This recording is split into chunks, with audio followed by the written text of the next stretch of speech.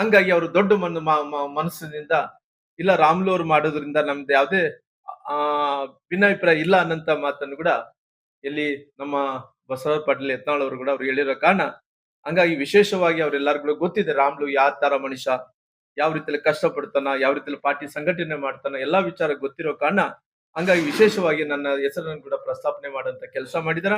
ನಾನು ಇವತ್ತಿನ ಸಂದರ್ಭದಲ್ಲಿ ಸನ್ಮಾನ್ಯ ಈ ರಾಜ್ಯದ ನಮ್ಮ ದಕ್ಷಿಣ ಭಾರತದ ಭೀಷ್ಮ ಅಂದ್ಕೊಂಡಿರುವಂತ ಸನ್ಮಾನ್ಯ ಯಡಿಯೂರಪ್ಪ ಅವ್ರನ್ನ ಕೇಳ್ಕೊಳ್ಳೋದಿಷ್ಟೇ.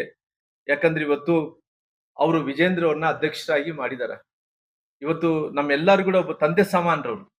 ಇವತ್ತು ನಮ್ಮ ರಾಜಕಾರಣ ಜೀವನದಲ್ಲಿ ಎಲ್ಲೋ ಒಂದು ಕಡೆ ನಾವು ಇಷ್ಟು ಮಟ್ಟಕ್ಕೆ ಬೆಳೆದೀವಿ ಅಂದ್ರಿಗಿನ ಕಾರಣ ಪಾರ್ಟಿ ಜೊತೆಲಿ ಸನ್ಮಾನ್ಯ ಯಡಿಯೂರಪ್ಪರು ಕೂಡ ಆಶೀರ್ವಾದ ಇದೆ ಇರೋಕ್ಕೋಸ್ಕರವಾಗಿ ಇಲ್ಲಿ ತನಕ ಕೂಡ ಬೆಳೆದಿದ್ವಿ. ಅವ್ರು ಮನಸ್ಸು ಮಾಡಿದ್ರೆ, ಯಾಕಂದ್ರೆ ಆಲ್ರೆಡಿ ನಮ್ಮ ತಮ್ಮನವ್ರು ವಿಜೇಂದ್ರ ಅವ್ರು ಬೇರೆನಲ್ಲ, ನಮ್ಮ ಕುಟುಂಬದಲ್ಲಿ ಒಬ್ಬರಾಗಿರೋ ಕಾರಣ ಅವರು ಆಶೀರ್ವಾದದಿಂದ ಅವರು ಅಧ್ಯಕ್ಷರಾಗಿದ್ದಾರೆ.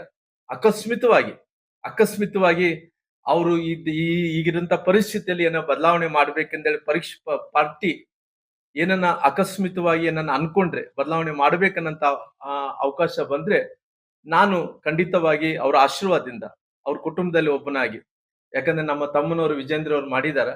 ಹಂಗಾಗಿ ನಾನು ಅವ್ರಕಿನ ವಯಸ್ಸಿನಲ್ಲಿ ದೊಡ್ಡವನಾಗಿರೋ ಕಾರಣ ಯಡಿಯೂರಪ್ಪರ ಆಶೀರ್ವಾದದಿಂದ ನಾನು ಪಾರ್ಟಿ ಅವಕಾಶವನ್ನು ಮಾಡಿಕೊಟ್ಟೆ. ರಾಜ್ಯಾಧ್ಯಕ್ಷರು ಆಗ್ಬೇಕು ರಾಮುಲು ಅವರಿಂದೇಳಿ ಅವಕಾಶ ಮಾಡಿಕೊಟ್ರೆ ಸಂಪೂರ್ಣವಾಗಿ ಈ ರಾಜ್ಯದಲ್ಲಿದ್ದಂತ 224 ಕ್ಷೇತ್ರದಲ್ಲಿ ಸಂಘಟನೆ ಮಾಡ್ತೀನಿ. ಪಾರ್ಟಿಯಲ್ಲಿ ಇದ್ದಂತ ಎಲ್ಲಾ ಕಾರ್ಯಕರ್ತರನ್ನ ಒಂದು ಮಾಡ್ತೀನಿ.